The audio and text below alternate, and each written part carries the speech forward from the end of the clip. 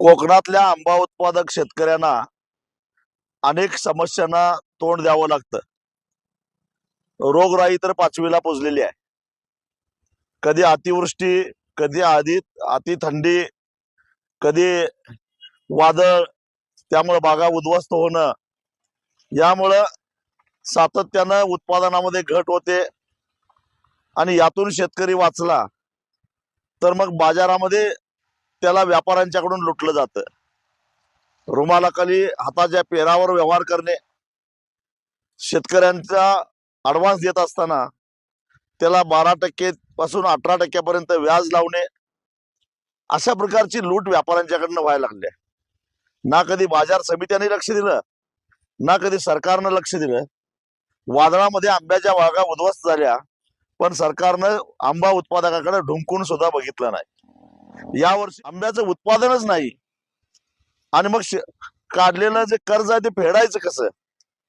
खर तर कर्जमाफी संदर्भामध्ये राज्यभरामध्ये आंदोलन चालू आहेत, चर्चा चालू आहे, पण त्यात कोकणातला शेतकरी कुठंच नाही, आंबा उत्पादक कुठंच नाही. आणि हे जर चित्र थांबवायचं असेल तर कोकणातला आंबा उत्पादक शेतकरी हा आक्रमकपणानं आता पुढे येण्याची आवश्यकता आहे.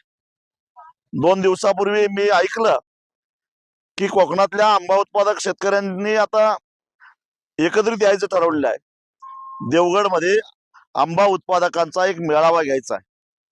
या मेळाव्यामध्ये आंबा उत्पादकांचे वेगवेगळे प्रश्न, वादळापासून, अतिवृष्टीपासून, अतिथंडीपासून किंवा रोगराईमुळे बागांचं जे प्रचंड नुकसान झालेलं आहे, त्यात सरकारनं काय केलं? सरकारनं मत्तीचा हात पुढे कुठे केला? कर्ज तशीच आहेत, कर्ज मिळत नाहीत, वेळेवर पुरेशी मिळत नाहीत, व्यापारी लुटतायत, यासारख्या अनेक समस्या आहेत. आणि आता जर आंबा उत्पादक शेतकऱ्यांनी एकत्रित यायचं ठरवलं तर मी तुम्हाला सांगतो की या वर्षी 30 जूनला जी कर्जमाफी होणार आहे त्याच्यामध्ये आंबा उत्पादकाला घातल्याशिवाय मी गप्प बसणार नाही. हे व्यापाऱ्यांची जी मनमानी आहे, विशेषतः हापूस हा फळांचा राजा आहे, देवगड त्याची राजधानी आहे, पण त्या देवगडमध्ये अशा प्रकारे एक बैठक होते. त्या बैठकीमध्ये सिंधुदुर्ग जिल्ह्यातल्या सगळ्या आंबा उत्पादक शेतकऱ्यांनी मोठ्या संख्येनं यावं.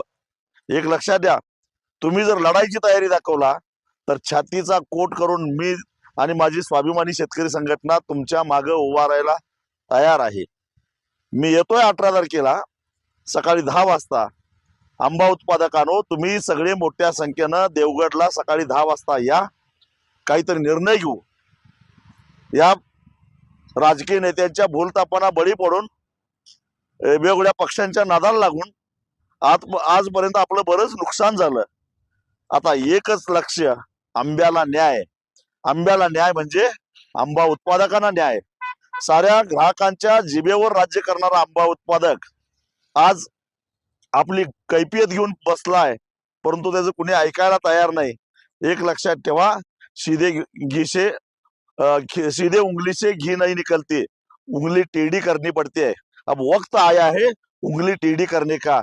आणि यासाठीच 18 तारखेला आंबा उत्पादकांच्या बैठकीला, मेळाव्याला तुम्ही सगळे मोठ्या संख्येनं या, एवढीच विनंती करतो. धन्यवाद.